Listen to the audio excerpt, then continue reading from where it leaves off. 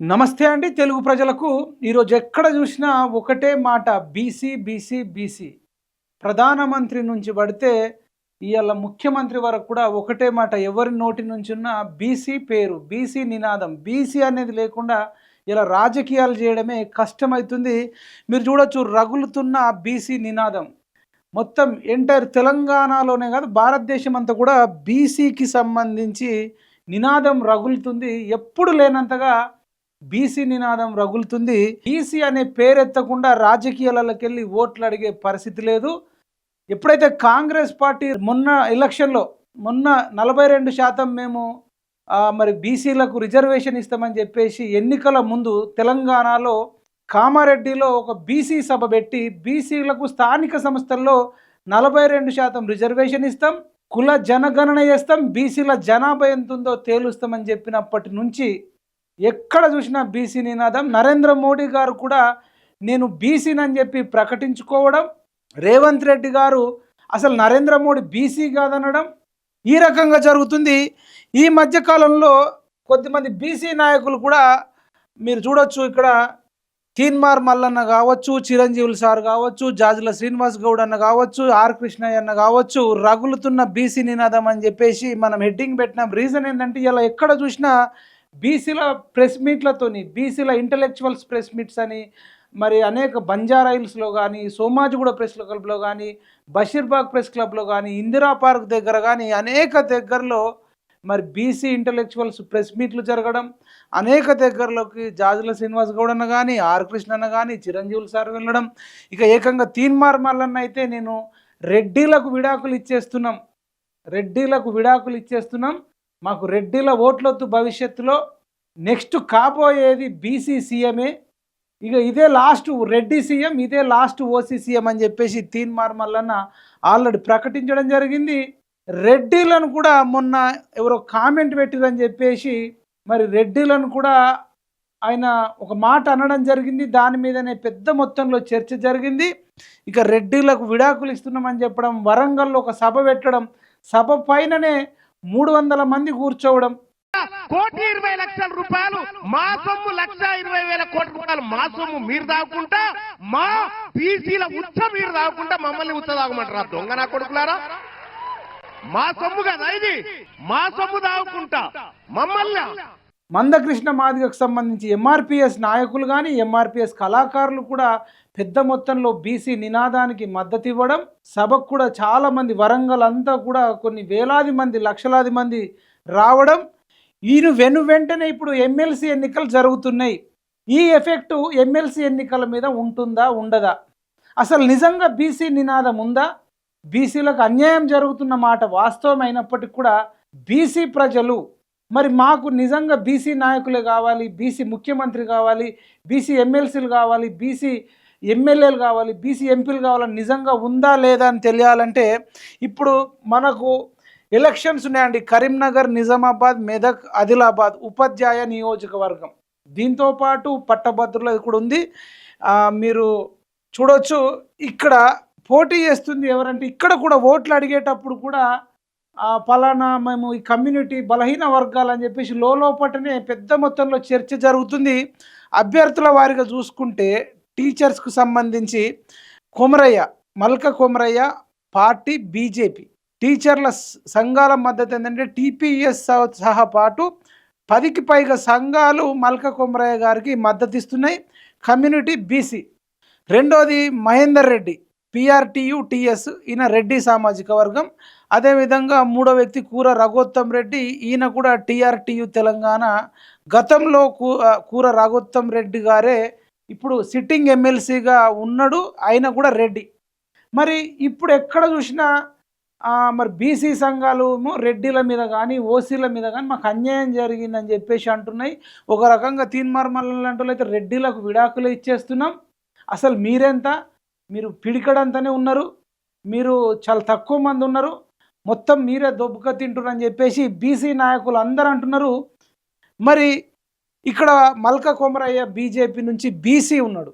మరి వీళ్ళన్నీ మాట్లాడిన మాటలు, బీజేపీ ఈ మరి బీసీ నినాదాన్ని కూడా మేము బీసీకే ఇచ్చినాం, మాకు ఓటేయండి అని చెప్పేసి బీజేపీ లోపట ప్రచారం చేస్తుంది. మరి మహేందర్ రెడ్డి, కూర రఘోత్తం రెడ్డి లాంటి వాళ్ళు కూడా మన రెడ్డిలందరం కూడా మరి మనం గెలవాలి, మీరు ఎస్సీ ఎస్టీలతో కానీ కొంతమంది బీసీలతో కానీ మనకే ఓటేపియండి, మనం రెడ్డిలమే గెలవాలని చెప్పేసి వాళ్ళు ప్రచారంలోకి వెళ్తున్నారు. కాంగ్రెస్ పార్టీ ఇక్కడ బీఆర్ఎస్ పార్టీ క్యాండిడేట్లను నిలబెట్టినట్టు కూడా మనకు కనబడట్లేదు.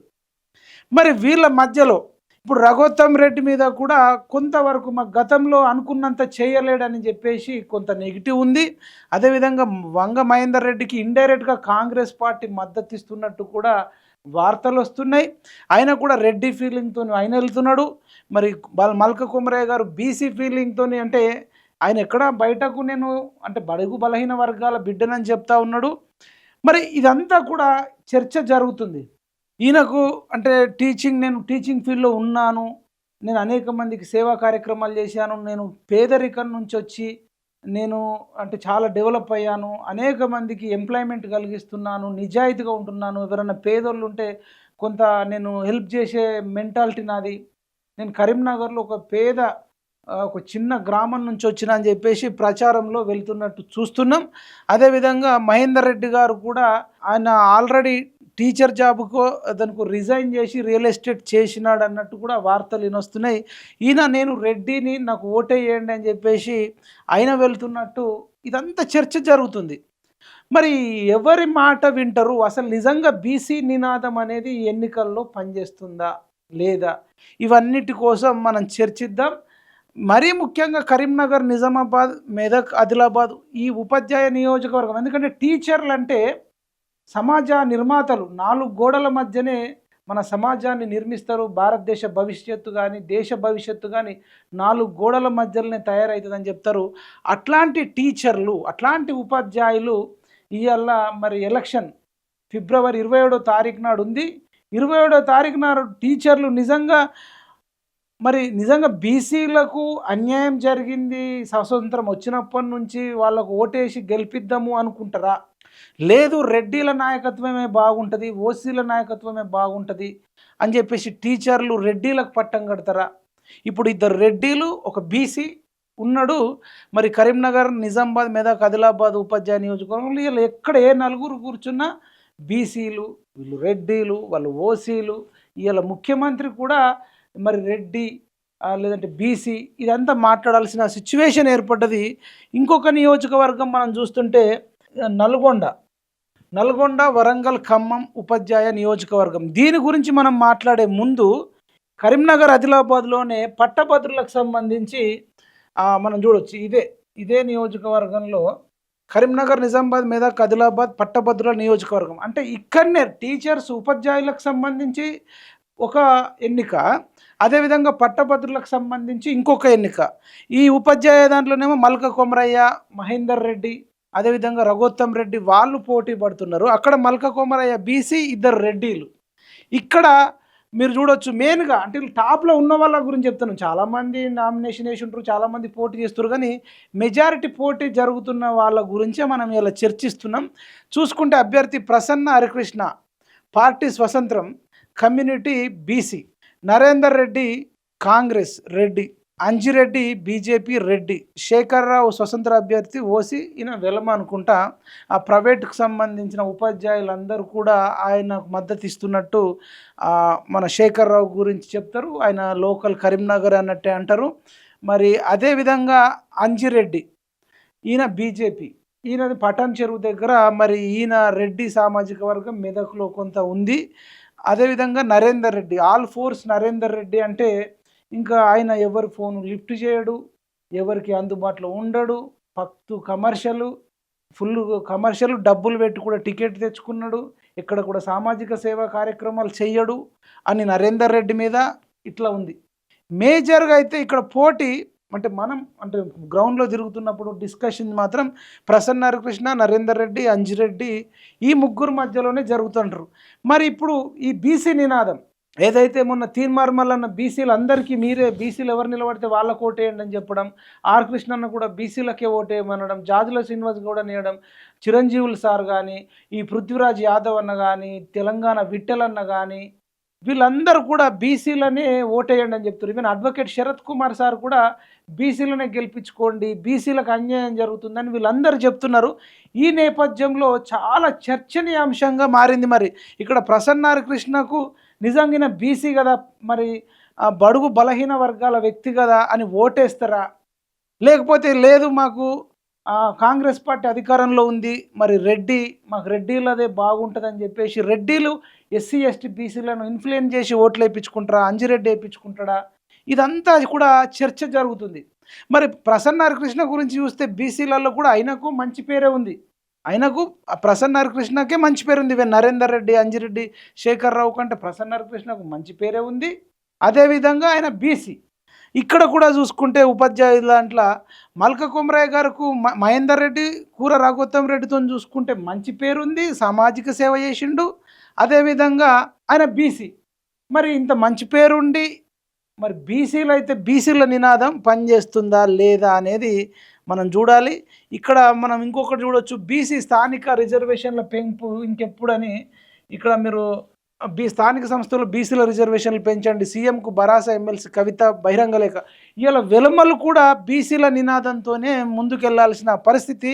మనం అవన్నీ మాట్లాడే ముందు ఇంకా మనము ఉపాధ్యాయం నల్గొండ జిల్లాలో ఇక్కడ ఎట్లా ఉంది, ఇక్కడ పోటీ ఎట్లా ఉంది, నల్గొండ, వరంగల్, ఖమ్మం ఉపాధ్యాయ నియోజకవర్గంలో మీరు చూడొచ్చు. ఇక్కడ మేజర్గా ముగ్గురు మధ్యలో పోటీ ఉందండి. అభ్యర్థి పూల రవీందర్ పిఆర్టీయు, మరి ఈయన బీసీ కమ్యూనిటీ పిఆర్టీయు సంఘం మద్దతు ఇస్తుంది. పులి సారోత్తం రెడ్డి, ఈయన టీపీయుఎస్, ఈయన కూడా రెడ్డి. తర్వాత పింగళి శ్రీపాల్ రెడ్డి పిఆర్టీయు టీఎస్ అని పెట్టుకున్నాడు, ఈయన ఒక రెడ్డి. అలుగుబెల్లి నర్సిరెడ్డి యూటీఎఫ్ అని పెట్టుకున్నాడు, ఈయన ఒక రెడ్డి. ఈ రెడ్డిలతో పాటు హర్షవర్ధన్ రెడ్డి అని మీరు చూడొచ్చు, ఈయన టీపీసీసీ అధికార ప్రతినిధి, టీపీసీసీ సభ్యులు, కాంగ్రెస్ మేనిఫెస్టో కమిటీ సభ్యులు. ఈయన గాల్రెడ్డి హర్షవర్ధన్ రెడ్డి, ఈయన కూడా పోటీ చేస్తున్నట్టు మనకు సమాచారం ఉంది. మరి వీళ్ళందరి మధ్యలో మరి ఎవరు గెలుస్తారు? సరే, మేజర్గా అయితే వీళ్ళ మధ్యలో ఉంది పూల రవీందర్, పులి సరోత్తం రెడ్డి, పింగళి శ్రీపాల్ రెడ్డి, అలుగుపల్లి నర్సిరెడ్డి. నిజంగా బీసీ నినాదం అనేది పనిచేస్తుందా లేదా? ఇప్పుడు తీన్మార్మల్లన్న అయితే డైరెక్ట్ పూల రవీందర్ అయితే పూల రవీందర్, ఇంకొకరు అయితే ఇంకొకరు, బీసీలకి ఓటేయండి అని చెప్పేసి ఆయన ఒక ప్రెస్ మీట్ పెట్టడం. ఇలా నిరుద్యోగులు కూడా చాలామంది ఈడబ్ల్యూఎస్ వల్ల, ఎకనామికల్ వీకర్ సెక్షన్కి సంబంధించి రిజర్వేషన్ వల్ల ఓసీలలో, ఈడబ్ల్యూ అంటే ఫార్వర్డ్ కమ్యూనిటీలలోనే వాళ్ళకు తక్కువ మార్కులు వచ్చిన జాబ్ వచ్చిందన్న, బీసీలకు ఎక్కువ మార్కులు వచ్చినా మాకు రాలేదు, మేము చాలామంది నష్టపోయినామని చెప్పి బీసీ అమ్మాయిలు కానీ, మీ బీసీ అమ్మాయిలు కానీ, బీసీ అబ్బాయిలు కానీ వీళ్ళు ఎక్కడ చూసినా నల్గొండలో, సూర్యాపేటలో, కోదాడలో, హుజురాబాద్లో, మరి ఇంకా అనేక దగ్గరలో రాష్ట్రం అంతా కూడా ఈడబ్ల్యూఎస్ మీద చర్చ జరుగుతుంది. ఈవెన్ ఈడబ్ల్యూఎస్ తీసేయాల్సిందే, వాళ్ళ జనాభా అంత లేదని చెప్పేసి మొన్నటిదాకా కుల జనగణన చేయకన్నా ముందు కూడా వాళ్ళు 5% ఉంటారు, 6% ఉంటారు, 7% ఉంటారు, వాళ్ళకి ఎందుకు 10% రిజర్వేషన్ ఇచ్చిరని చెప్పేసి పెద్ద మొత్తంలో చర్చ జరిగింది. కానీ మొన్నటి దాంట్లో మీకు సంచలనంగా ఒకటి షాకింగ్ న్యూస్ ఏందనంటే, మనం చూడొచ్చు, ఈ కాంగ్రెస్ కుల జనగణన అనేది ఒక సర్వే చేపట్టింది. ఆ సర్వేలో ఓబీసీలు 56.33 అని చెప్పారు. అంటే దీంట్లో ముస్లింలను కూడా 10% కలిపినారు. అంటే హిందూ బీసీలు 46%, ముస్లిం బీసీలు 10% అని, ఓబీసీలు 56.33 అని చెప్పేసి ముస్లింలను కూడా, మరి ముస్లిం బీసీలు హిందూ బీసీలను కలపడం జరిగింది. అదేవిధంగా ఎస్సీలు 17.43% అని, ఎస్టీలు 10.45% అని, ఓసీలు 15.79% అని ఒక కుల జనగణన కింద కాంగ్రెస్ పార్టీ ఇవ్వడం జరిగింది. ఇప్పుడు ఏమని చెప్తున్నారంటే, రేవంత్ రెడ్డి కానీ, ఇంకా ఓసీ లీడర్లు కానీ, రెడ్డి లీడర్లు కానీ, మాది 15.79% ఉంది కాబట్టి మాకు 10% రిజర్వేషన్ ఇవ్వడం న్యాయమే, ఇది కరెక్టే అని చెప్పి వాళ్ళు చెప్తున్నారు. వీళ్ళు కుల జనగణన చెయ్యలేదు, అసలు వీళ్ళు బీసీలకు న్యాయం చేద్దామని చేయలేదు.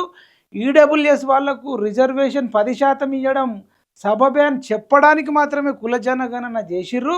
రాహుల్ గాంధీ ఏమో బీసీల జనాభా 90% ఉందంటే, వీళ్ళేమో కేవలం మరి ఎస్సీ ఎస్టీ బీసీల 90% ఉందని రాహుల్ గాంధీ చెప్తే, మరి రేవంత్ రెడ్డి ఏం చేసిండు? వీళ్ళది అంతా కలిపి ఇప్పుడు 15.79 ఇది తీసేస్తే మిగిలింది 84% మాత్రమే ఎస్సీ ఎస్టీ బీసీలు ఉంటారని చెప్పేసి రేవంత్ రెడ్డి చెప్పడం, 90% ఉంటారని రాహుల్ గాంధీ చెప్పడం. ఇవాళ ఎక్కడ చూసినా అంటే రాహుల్ గాంధీకే తప్పని రేవంత్ రెడ్డి గారు చెప్పడం. ఇట్లా ఎక్కడ చూసినా ఎస్సీ ఎస్టీ బీసీల గురించి మెయిన్గా ముఖ్యంగా బీసీలదే చర్చ జరుగుతుంది. మరి చూడాలి ఇప్పుడు ఎన్నికల్లో ఇవాళ ఎక్కడ చూసినా మరి మీరు ఒకటి చూడొచ్చండి, మీకు చూపిస్తాము. గతంలో బీసీ లెక్కలు ఎందుకు తగ్గింది? పాత డేటా ప్రకారం బీసీల సంఖ్య 1,85,61,856 అంటే 51%. అంటే ముస్లింల జనాభా కాకుండానే బీసీలు ఎవరు? బీసీలలో బీసీఏ, బీసీబీ, బీసీడి, బీసీడి ఇట్లా బీసీడీలో యాదవులు, ముదిరాజులు, మునూరు కాపులు ఇట్లాంటి వాళ్ళంతా బీసీలు. తర్వాత బీసీబీలో కూడా గౌడాస్ కానీ, కుర్మాలు కానీ, ఇంకా బీసీఏలో రజక కానీ, నాయి బ్రాహ్మణ్ కానీ, ఇంకా ఓవరాల్గా బీసీలు అంటే విశ్వకర్మలు కానీ, కుమ్మరి, కమ్మరి, పద్మశాలి వీళ్ళందరూ బీసీలు. వీళ్ళందరి జనాభా చూస్తే 51% అని చెప్పేసి గత లెక్క. ఈ 2024లో కాంగ్రెస్ లెక్కల ప్రకారం బీసీల సంఖ్య 1,64,09,179 అంటే 46.25%. అంటే గతంతో పోలిస్తే తగ్గిన బీసీల సంఖ్య 21,52,677 తగ్గిందని చెప్పేసి బీసీ నాయకులు చెప్తున్నారు. మరి ఇప్పుడు బీసీ నాయకులను నమ్మాలా లేకపోతే కాంగ్రెస్ పార్టీని నమ్మాలా? మొత్తానికైతే ఎక్కడ చూసినా రోజు రోజుకు మరి బీసీల నినాదమే మాటలు కనబడుతున్నాయి. రోజుకు జనాభా పెరిగింది కదా, మరి బీసీల సంఖ్య ఎందుకు తగ్గింది? జనాభా పెరిగింది కదా, బీసీల జనాభా ఎందుకు తగ్గింది? 3వ ప్రపంచ యుద్ధం జరిగి జనాభా తగ్గిపోయిందంటే ఇది సెటైరికల్గా మనం చేస్తున్నాం. అంటే ఈ 3వ ప్రపంచ యుద్ధం రానని లేదు, అసలు జనాభా కేవలం బీసీల జనాభా తగ్గడానికి కారణం ఏందని చెప్పేసి బీసీ నాయకులు అంటున్నారు. ఈ నేపథ్యంలో ఎమ్మెల్సీ ఎన్నికలు అనేది సర్వత్రా ఉత్కంఠగా ఉంది. లాస్ట్కి వస్తే ఎమ్మెల్సీ కవిత బీసీ స్థానిక రిజర్వేషన్లు మీరు చూడొచ్చు, నమస్తే తెలంగాణలో వచ్చింది బీసీ స్థానిక రిజర్వేషన్ల పెంపు ఇంకెప్పుడు అని చెప్పేసి వెలమ కవిత. ఆమె ఫార్వర్డ్ కమ్యూనిటీ, ఆమె బీసీ కాదు, ఆమె కుమ్మరి కాదు, ఆమె కమ్మరి కాదు, రజక కాదు, నాయి బ్రాహ్మణి కాదు, విశ్వకర్మ కాదు, గౌడ కాదు, ముదిరాజు కాదు, మూర్కాపు కాదు, కుర్మ కాదు, గంగపుత్ర కాదు, బలిజ కాదు. అయినా కానీ ఆమె బీసీ నినాదం ఎత్తుకుంది. అంటే బీసీ నినాదం అనేది ఎంత పవర్ఫుల్గా ఉంది అంటే రాజకీయ నాయకులకు బీసీ నినాదం లేకుండా ఇవాళ ఎన్నికల్లో ఓట్లు అడిగే పరిస్థితి లేదు. కల్వకుంట్ల కవిత అడుగుతుంది, అంటే ఆమె పెళ్ళైపోయింది అయినప్పటికీ కూడా వాళ్ళ నాన్న ఏదైతే వారసత్వంగా ఉందో కల్వకుంట్ల అనే పెట్టుకుంది. ఆమె కూడా బీసీలకు ఇచ్చిన హామీ ప్రకారం రిజర్వేషన్లు 42% పెంచాల్సిందే, కుంటి సాకులు చెప్పి ఇచ్చిన మాట కంటే తక్కువ రిజర్వేషన్లు కల్పిస్తే మాత్రం తెలంగాణ సమాజం కాంగ్రెస్ సర్కార్ను సహించబోం, బీసీ పక్షాన పోరాడుతున్న బీఆర్ఎస్ పార్టీ రేవంత్ రెడ్డి మెడలు వంచి హామీని అమలు చేయించుకుంటాం అంటే ఇలా వెలుమలు కూడా బీసీల కోసం కొట్లాడే రోజు వచ్చింది. చూడొచ్చు ఇదంతా కూడా మళ్ళీ కుల గణన పూర్తయిన బహిర్గతం చేయరెందుకు, మెడలు వంచి సాధిస్తాం అంటే ఇలా కవిత మాట్లాడుతుంది. అదేవిధంగా ఎక్కడన్నా చూడండి అండి బీసీల గురించి ఇలా మన స్టార్టింగ్లో చెప్పుకున్నట్టు రేవంత్ రెడ్డి అసలు నరేంద్ర మోడీ బీసీ కాదని చెప్పిండు.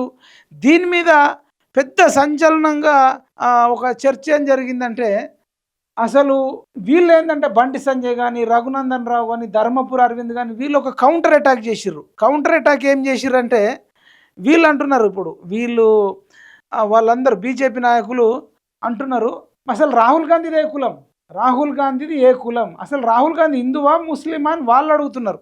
ఇప్పుడు బీసీ నాయకులు సైలెంట్గా ఉన్నారు. మరి దీని మీద ఆర్ కృష్ణ అన్న స్పందించలే, తీన్మార్మల్ అన్న స్పందించలే. కానీ ఎటు చూసినట్టే బీసీ లైన్తో అసలు ఏంది రాహుల్ గాంధీ ఏందని అంటే జగ్గారెడ్డి కానీ, అద్దంకి దయాకర్ కానీ వాళ్ళు ఏం చెప్తారు, ఆయన బ్రాహ్మణ్ అని చెప్తున్నారు. బ్రాహ్మణ్ అని చెప్తే వెంటనే మళ్ళీ బండి సంజయ్ గారు ఇట్లా ఫిరోజ్ ఖాన్ రాహుల్ గాంధీ వాళ్ళ తాత ఫిరోజ్ ఖాన్ అయినప్పుడు గాంధీ ఎట్లయితాడు, ఖాన్ అంటే ముస్లిం కదా అని చెప్పేసి వీళ్ళు పెద్ద మొత్తంలో చర్చ జరుగుతుంది. పెద్ద మొత్తంలో అంటే ఇందిరాగాంధీ భర్త ఫిరోజ్ ఖాన్ అని, ఇందిరాగాంధీకి ఫిరోజ్ ఖాన్కు పుట్టిన బిడ్డ రాజీవ్ గాంధీ అని. మరి అప్పుడు రాజీవ్ గాంధీ ముస్లిం అయితే తండ్రిది వస్తుంది కదా జనరల్గా, మరి తండ్రి ముస్లిం అయినప్పుడు తండ్రిదే రావాలి కదా, రాహుల్ గాంధీ కూడా అంటారు. లేదు తల్లిది వస్తే సోనియా గాంధీ క్రిస్టియన్ కదా, క్రిస్టియన్దే రావాలని ఇట్లా అంటున్నారు. అంటే ఓవరాల్గా ఎక్కడ చూసినా బీసీ నినాదం చుట్టే చర్చ జరుగుతుంది. మరి ఈ చర్చ జరిగినప్పుడు లాస్ట్కి వస్తే మరి బీసీలు ఎటువైపు ఉంటారు అనేది ఇప్పుడు రాబోయే ఎన్నికల్లో ఫిబ్రవరి 27 నాడు ఎలక్షన్ జరుగుతుంది. మార్చి 3 నాడు రిజల్ట్ వస్తుంది. నిజంగా బీసీ నినాదం ఉందా లేదా? ఒకవేళ బీసీకి సంబంధించిన నాయకులు రేపు గెలిస్తే, ఒకవేళ ఇక్కడ ఉపాధ్యాయ సంఘం ఉందండి కరీంనగర్, నిజామాబాద్, మెదక్, ఆదిలాబాద్ ఉపాధ్యాయ నియోజకవర్గంలో మల్క కొమ్మరాయ లాంటి వాళ్ళు బీసీలు గెలిచిర్రు అనుకుందాం, రెడ్డిలు ఓడిపోయారు అనుకుందాం. రేపటి రోజున బీసీ నినాదంతో వెళ్తారు. అంటే ఎక్కడన్నా ఎమ్మెల్యే సీట్లు ఇచ్చే దగ్గర కానీ, ఎంపీ సీట్లు ఇచ్చే దగ్గర కానీ, ఈవెన్ ముఖ్యమంత్రిని డిసైడ్ చేసే టైంలో కూడా బీసీలకు ప్రయారిటీ ఉండే అవకాశం ఉంటుంది. ఎక్కడికక్కడ రేపు టీవీ ఛానళ్ళల్లో మాట్లాడేటప్పుడు కానీ, యూట్యూబ్లలో మాట్లాడేటప్పుడు కానీ, ఇన్స్టాగ్రామ్లో మాట్లాడేటప్పుడు, ఫేస్బుక్లో మాట్లాడేటప్పుడు, ఎక్కడన్నా సోమాజిగూడ ప్రెస్ క్లబ్లో ప్రెస్ మీట్ పెట్టేటప్పుడు కానీ, ఎక్కడ చూసినా బీసీలకు టికెట్ ఇస్తే గెలిచిర్రు అని చెప్పేసి చర్చ జరుగుతుంది. లేదు మహేందర్ రెడ్డో, రఘోత్తమ్ రెడ్డో ఏదన్నా రెడ్డి గెలిస్తే అసలు ఇక్కడ బీసీ నినాదమే లేదు, రెడ్డిలకే పట్టం కట్టిర్రు, రెడ్డిల నాయకత్వాన్నే టీచర్లు ఇష్టపడుతుర్రు అని చెప్పేసి ఎస్టాబ్లిష్ చేయడానికి ఉంటుంది. రేపు భవిష్యత్తులో కూడా ఎక్కువ రెడ్డిలకే, ఓసీలకే ఇచ్చే అవకాశం ఉంటుందని చెప్పేసి ఎస్టాబ్లిష్ చేసుకోవడానికి ఉపయోగపడుతుందండి. ఇది మీరు చూడొచ్చు. ఇట్లా అదేవిధంగా ప్రసన్న హరికృష్ణ విషయంలో కానీ, నరేందర్ రెడ్డో, అంజిరెడ్డో, శేఖర్ రావు ఎవరన్నా గెలిచిర్రు అనుకోండి, అవును ఓసీలు అంటేనే ప్రజలకు ఇష్టం ఉంది, అంటే బీసీ నినాదం ఏం లేదు అని చెప్పి ఎస్టాబ్లిష్ చేయడానికి నరేందర్ రెడ్డికి కానీ, రేవంత్ రెడ్డికి కానీ, అంజిరెడ్డికి కానీ, శేఖర్ రావు కానీ ఉంటుంది. అదే ప్రసన్న హరికృష్ణ లాంటి బీసీ వాళ్ళు గెలిస్తే వీళ్ళు బీసీ నాయకులు చూసారా, బీసీలకు కూడా సత్తా ఉంది, బీసీలు కూడా గెలుస్తారు టికెట్లు ఇస్తే అని చెప్పుకోవడానికి ఉంటుంది. ఇట్లా లాస్ట్కు నల్గొండలో కూడా పూల రవీందర్ ఉన్నాడు, పులి సరోత్తమ్ రెడ్డి ఉన్నాడు, పింగళి శ్రీపాల్ రెడ్డి ఉన్నాడు, అలుగుపల్లి నర్సిరెడ్డి ఉన్నాడు. ఇలా ఏ రెడ్డి గెలిచినా రెడ్డిల నాయకత్వాన్ని ప్రజలు బలపరుస్తారని చెప్పేసి అనుకోవడం జరుగుతుంది. ఒకవేళ బీసీ గెలిస్తే బీసీలకు కూడా పట్టం కడతారని చెప్పడానికి వీలవుతుందండి. ఈ రకంగా బీసీలది అనేది పెద్ద మొత్తంలో చర్చ జరుగుతుంది. ఈ రకంగా మరి రగులుతున్న బీసీ నినాదం అని ఇది నిజమా, లేకపోతే ఓన్లీ నాయకులు మాత్రమే మీద రగిలిస్తున్న నినాదమా? అంటే రగులుతున్న బీసీ నినాదం అని ఉంది. అంటే ఇది సోషల్ మీడియాలోనే రగులుతుందా, కేవలం బీసీలలో ఉండే రాజకీయ నాయకులలోనే రగులుతుందా? ఇది బీసీలోని టీచర్లకు కానీ, బీసీలోని ప్రైవేట్ ఎంప్లాయీస్ కానీ, బీసీలోని గవర్నమెంట్ ఎంప్లాయీస్ కానీ, బీసీలో ఉన్న నిరుద్యోగులకు కానీ, బీసీలో ఉన్న చిరుద్యోగులకు కానీ, పట్టభద్రులకు కానీ నిజంగా వాళ్ళకి ఇంట్రెస్ట్ ఉందా లేదా, అసలు బీసీ నినాదం పట్ల వాళ్ళ మైండ్ సెట్ ఎట్లా ఉంది అనేది watch and see. February 27 polling ఉంది, మార్చి 3 నాడు రిజల్ట్ ఉంది. ఆ రోజు ఏ పల్సు అనేది ఉంటుందో, ఎవరైతే ఎక్కువ బీసీలు గెలుస్తారా రెడ్డిలు గెలుస్తారా అని తెలుస్తుంది. ఎవరు బీసీలు గెలిస్తే బీసీ నినాదం భవిష్యత్తులో బలపడుతుంది. ఒకవేళ రెడ్డిలు గెలిస్తే రెడ్డి నినాదం అనేది భవిష్యత్తులో ఓసీ నినాదం అనేది బలపడుతుంది. ఒకవేళ బీసీలు ఓడిపోతే కనుక ఇంకా మళ్ళీ భవిష్యత్తులో ఇంకొక 5 ఏళ్ళు 10 ఏళ్ళ వరకు బీసీ నినాదం అనేది అయితే పెద్దగా, అంటే బీసీలకు టికెట్లు ఇచ్చే విషయంలో అంత ఆసక్తి చూపించకపోవచ్చు, అంత పని చేయకపోవచ్చు. ఒకవేళ బీసీలు కనుక గెలిస్తే కనుక రాష్ట్ర రాజకీయాలు కూడా మలుపు తిరిగే ఛాన్స్ ఉంటుంది. భవిష్యత్తులో బీసీ ముఖ్యమంత్రితోనే కాంగ్రెస్ పోయే ఛాన్స్ ఉంటుంది. భవిష్యత్తులో బీజేపీ కూడా మరి బీసీ ముఖ్యమంత్రితోనే పోయేటట్టు ఉంటుంది. బీసీలకు 50% ఎమ్మెల్యే ఎంపీ టికెట్లు ఇస్తామని చెప్పడానికి చర్చ జరుగుతుంది. బీసీ కార్పొరేషన్లలో కానీ, బీసీ ఎమ్మెల్సీలో కానీ, నామినేటెడ్ పోస్టులలో కానీ, ఇట్లా బీసీ రాజ్యసభలో కానీ అనేక విషయాలలో కూడా ఇక బీసీ అనేది మరొక తెలంగాణ ఉద్యమంలాగా అయ్యడానికి ఛాన్స్ ఉంటుంది.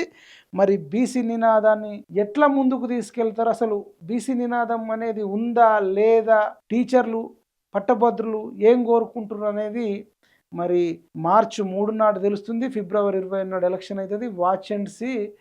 చూస్తూనే ఉండండి. మరొక ఇంట్రెస్టింగ్ టాపిక్తోని మళ్ళీ మీ ముందుకు వస్తాను. జై తెలంగాణ, జై జవాన్, జై కిసాన్, జై హింద్.